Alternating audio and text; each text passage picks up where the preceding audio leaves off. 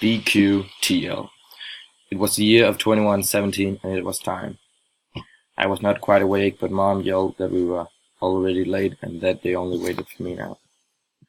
I put on my clothes and took a last look at my room. It was time to say goodbye. I ran up, bypassed Mom, Dad, and Isabella, and went directly into the cab. I did not feel like talking to anyone right now. While we drove off, I looked out of the window to see the last glance of Denmark, and I wondered how my family could seem so on top of it all, moving away from all our friends, moving away from my school, and the fact that we were moving to the United States. This was the only positive thing that I could think of in this scenario. After being quiet for about a day, we arrived in San Francisco, where we would be living. It didn't make sense to be mad anymore. What is done cannot be undone, and I had to live here whether I liked it or not. My parents knew that Isabella and I did not fancy the idea of moving away. Therefore, they made quite an effort to find the best possible school, but it had a hook.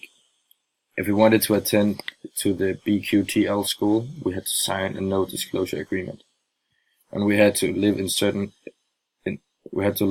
neighborhood that was solely for B.Q.T.L teachers, students, and their families.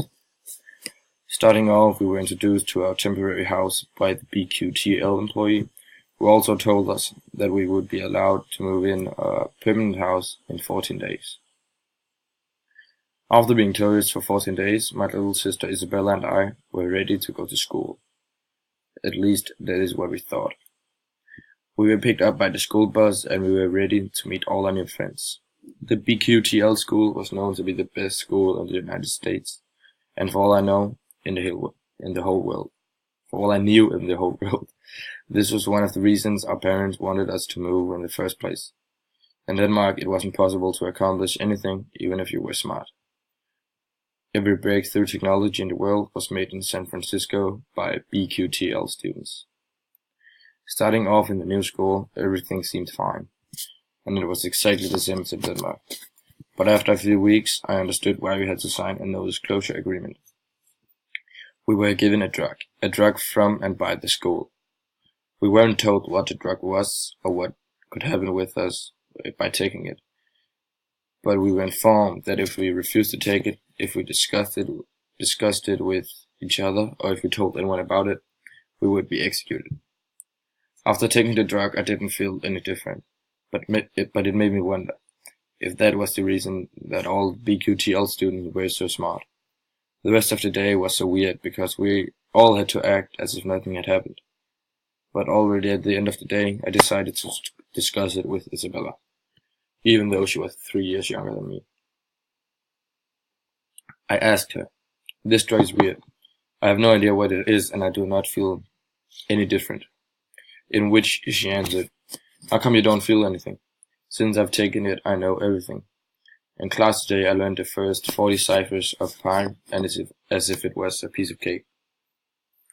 That made me wonder if I'd taken the drug wrongly, if I was immune, or something else was with me. The weeks went on, and Isabella and I stopped discussing the drug because we weren't actually able to.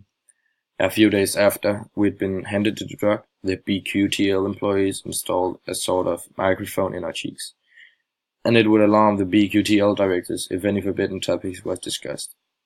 As I wasn't able to discuss the topic, I actually completely forgot about it, and I actually got some friends. The odd thing was that we got along so well socially, and we were really good, and we really had a good time. But when we discussed politics or math, I was so far behind, which made no sense to me, because I used to be one of the smartest students, both in the US and in Denmark. One day at dinner, I got so annoyed. My sister was discussing politics with my parents on a higher level than most adults could ever reach. It made no sense. She was only 13 and she'd never seemed that smart to me. I therefore left dinner early to think about what had changed over the last 2 months. And the only characteristic change was our move to San Francisco and the drug. We weren't allowed to discuss the drug, so my only option was to look it up on the internet. But what I didn't think about was the fact that I was also monitored on that front, so my phone ended up crashing and going all black. The next day I didn't even manage to enter the school before I was followed into an office. I was told that I had to spend the next 2 weeks at home, and that this was the first and last warning before I'd be executed. I had to tell my parents that I had insulted a teacher, because the real reason actually would get me executed. I spent my days off doing nothing, until Isabella came home really upset. But she wasn't able to tell us what had happened, because the B.Q.T.L people then would know. Instead, she wrote me a letter. We found out why the school is called B.Q.T.L. It means being qualified to live. And we had a sort of surprise test, which was super easy for the most of us, but the ones who got under 95% were taken away and supposedly executed. I believe that they couldn't get a good result, because the drug didn't affect them. It could be wrong, but the drug isn't affecting you either, right? I freaked out. Maybe she was right. It would make sense. My friend was so much smarter than me, but if Isabella's friends were taken away for not being smart enough, then I would too when I was going to have the test. This meant I had to flee. I went to bed that night completely terrified. My time of punishment was done, and I was supposed to go to school the following day, but I wasn't planning to. I stayed in bed till I was sure that nobody else was awake. I went into a bathroom to get one of my dad's razor blades to cut out the microphone from my chin. There was blood everywhere, but I was determined to flee.